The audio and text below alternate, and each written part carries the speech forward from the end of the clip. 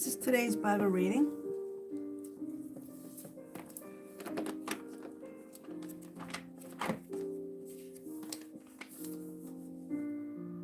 This is the book of 1 Samuel, chapter 6, the ark returned to Israel. This is book of 1 Samuel, chapter 7. Before that, testing the presence of God, 1 Samuel 6, 1 through 9. The Philistine reaction to the capture of the Ark of God shows much about the theology of that ancient time. People believed that the deities behind the armies were the real military forces in a battle. The defeat of an enemy's army was also the defeat of the enemy's God, because the Philistines had defeated an Israelite armies. They believed that their god Dagon was stronger than Yahweh, God of Israel. So they placed Yahweh's ark in Dagon's temple. The result was a plague and a big embarrassment. The Philistines in Ashdod, Gath, and Ekron were defeated by Israel's God without the aid of human armies. Another ancient thought was that good or bad fortune could result from a sacred object. At first, the Philistines believed that the plague was caused by the ark itself. Though not certain that Israel's God was really behind these events, they decided to return the ark to the Israelites.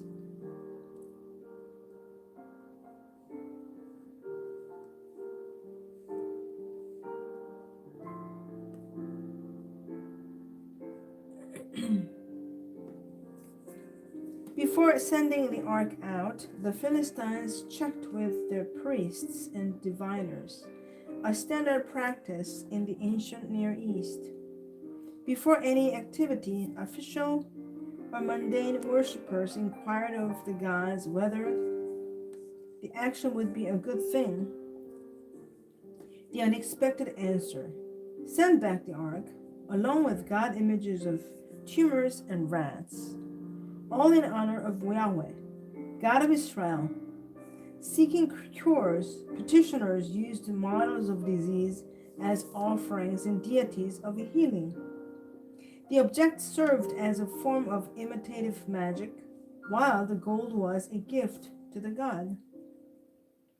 Still not certain that Israel's God was really behind their problems, the Philistines set up a test. They yoked cows having calves and untrained as draft animals to the ark. If the cows turned back to their calves, as would be natural, so that the ark went nowhere, the Philistines would know the ark was no god, but just a gold-plated wooden box. The cows, of course, went where God directed them, and the Philistines witnessed a God who was more powerful than they.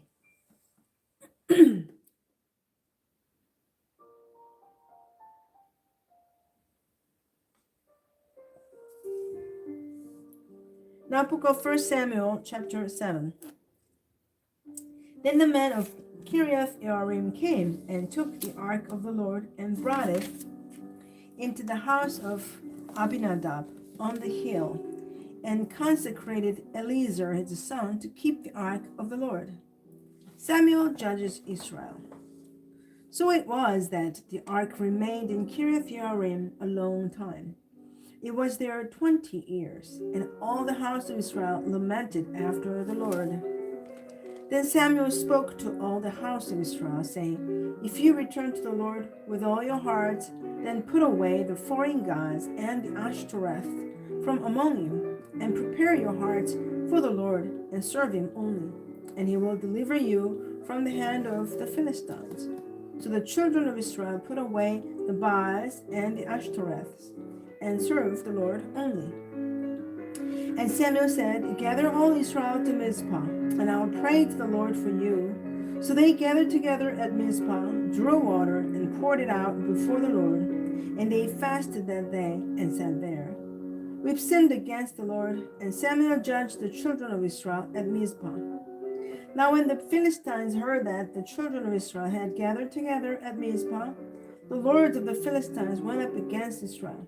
And when the children of Israel heard of it, they were afraid of the Philistines. So the children of Israel said to Samuel, "Do not cease to cry out to the Lord our God for us, that he may serve us from the hand of the Philistines." And Samuel took a suckling lamb and offered it as a whole burnt offering to the Lord. Then Samuel cried out to the Lord for Israel, and the Lord answered him. Now as Samuel was offering up the burnt offering, the Philistines drew near to battle against Israel. But the Lord thundered with a loud thunder upon the Philistines that day, and so confused them that they were overcome before Israel. And the men of Israel went out of Mizpah and pursued the Philistines, and drove them back as far as below Beth-kar. Then Samuel took a stone and set it up between Mizpah and Shen, and called its name Ebenezer, saying, Thus far the Lord has helped us. So the Philistines were subdued, and they did not come any more into the territory of Israel. And the hand of the Lord was against the Philistines all the days of Samuel. Then the cities which the Philistines had taken from Israel were restored to Israel, from Ekron to Gath. And Israel recovered its territory from the hands of the Philistines. Also there was peace between Israel and the Amorites. And Samuel judged Israel all the days of his life. He went from ear to ear on a circuit of Bethel, Gilgal, and Mizpah, and judged Israel in all those places. But he always returned to Ramah, for his home was there. There he judged Israel, and there he built an altar to the Lord.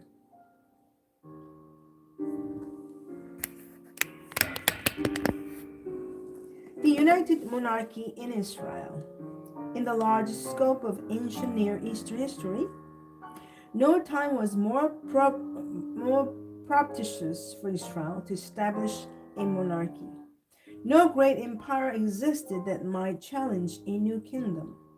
Assyria, the dominant power in Mesopotamia, was going through a temporary but lengthy period of weakness. Egypt's powerful new kingdom was ending, and Egypt would never again be as strong. Israel's major rivals during the United Monarchy were the smaller kingdoms around Palestine. Of these, the Philistines on the coastal plain remained the greatest threat. Indeed, it was the Philistine threat that led the people to call for a king, and their first king Saul died fighting the Philistines. Not until Saul's successor David was this enemy finally subdued. David's rise to power as king attained high points in two events. First was his capture of the Jebusite city, Jerusalem. The city was well suited to be the capital of David's united nation. Second was his defeat of the Philistines, which enabled him to extend his rule across the Jordan River into Edom, Moab, and Ammon, and north into Syria.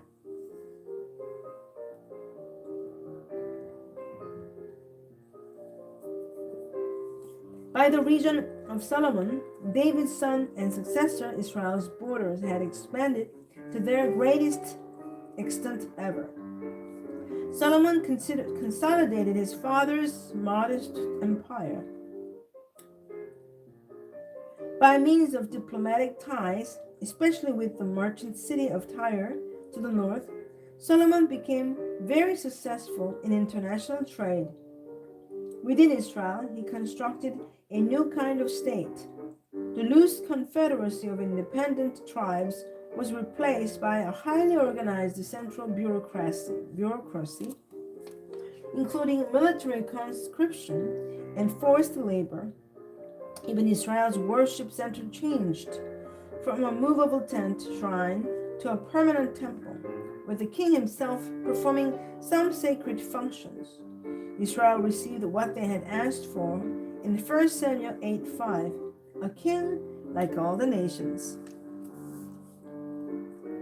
Is beauty judged by the nose? 1 Samuel 8:13. Samuel warned the people that a future king would take their daughters to be perfumers, cooks, and bakers. Actually, perfumers were highly prized professionals, including priests, among their ranks. They are mentioned in the literatures of Ebla, Egypt, Mesopotamia, and Ugarit. Due to the dry, dusty atmosphere of the Near East, it is not surprising that a regular coating of moisturizing perfumed oils was applied to the body, including the hair. In such treatments, not only was the body covered with a fragrant portion, but more often the oily perfume served as a cosmetic. It was probably in this sphere that Esther received a 6-month treatment of myrrh, perhaps as a sunblock or skin softener, and perfumes.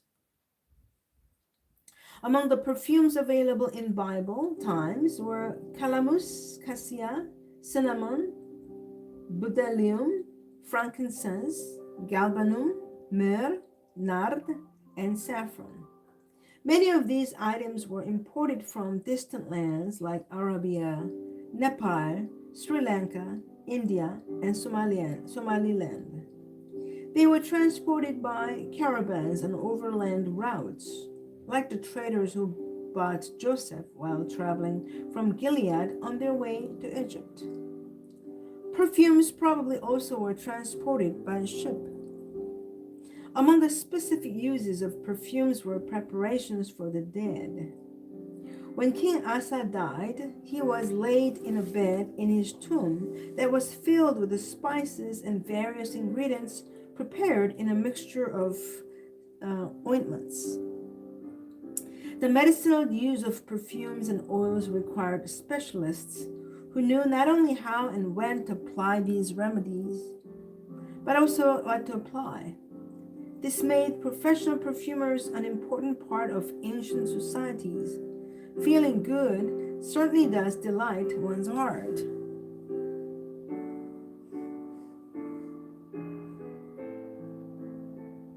Transition: Israel asks for a king.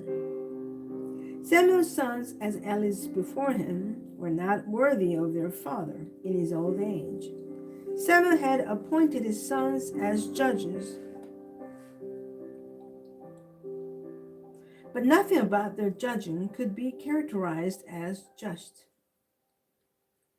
The combination of Samuel's advancing age and his son's corruption caused the people to seek a new type of leadership.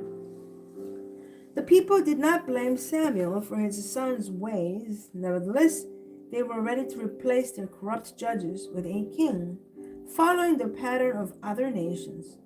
Samuel cautioned them about seeking a king.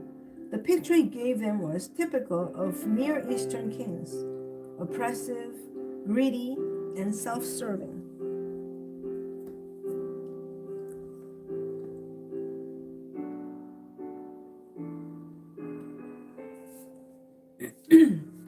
Now, book of 1 Samuel, chapter 8. Now it came to pass when Samuel was old that he made his sons judges over Israel. The name of his firstborn was Joel, and the name of his second, Abiah. They were judges in Beersheba. But his sons did not walk in his ways. They turned aside after dishonest gain, took bribes, and perverted justice. Then all the elders of Israel gathered together and came to Samuel at Ramah, and said to him, "Look, you're old, and your sons do not walk in your ways. Now make us king to judge us like all the nations." But the thing displeased Samuel when they said, "Give us a king to judge us." So Samuel prayed to the Lord, and the Lord said to Samuel, "Heed the voice of the people in all that they say to you, for they have not rejected you, but they have rejected me, that I should not reign over them. according to all the works which they have done since the day that I brought them up out of Egypt, even to this day, with which they have forsaken me and served other gods. So they are doing to you also. Now therefore, heed their voice. However, you shall solemnly forewarn them and show them the behavior of the king who will reign over them. So Samuel told all the words of the Lord to the people who asked him for a king. And he said, this will be the behavior of the king who will reign over you. He will take your sons and appoint them for his own chariots and to be his horsemen, and some will run before his chariots. He will appoint captains over his thousands and captains over his 50s. Will set some to plow his ground and reap his harvest, and some to make his weapons of war and equipment for his chariots. He will take your daughters to be perfumers, cooks, and bakers. And he will take the best of your fields, your vineyards, and your olive groves, and give them to his servants. He'll take 1/10 of your grain and your vintage, and give it to his officers and servants. And he'll take your male servants, your female servants, your finest young men, and your donkeys, and put them to his work. He'll take 1/10 of your sheep, and you will be his servant, and you will cry out in that day because of your king, whom you have chosen for yourselves, and the Lord will not hear you in that day. Nevertheless, the people refused to obey the voice of Samuel, and they said, no, but we will have a king over us, that we also may be like all the nations, and that our king may judge us and go out before us and fight our battles. And Samuel heard all the words of the people, and he repeated them in the hearing of the Lord. So the Lord said to Samuel, heed their voice and make them a king. And Samuel said to the men of Israel, every man go to his city.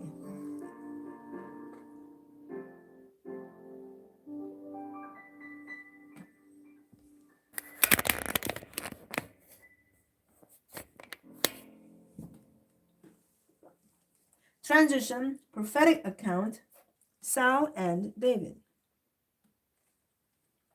The Bible contains two separate histories of the Israelite monarchy. The first is found in the books of Samuel and the Kings, and the second in the books of Chronicles.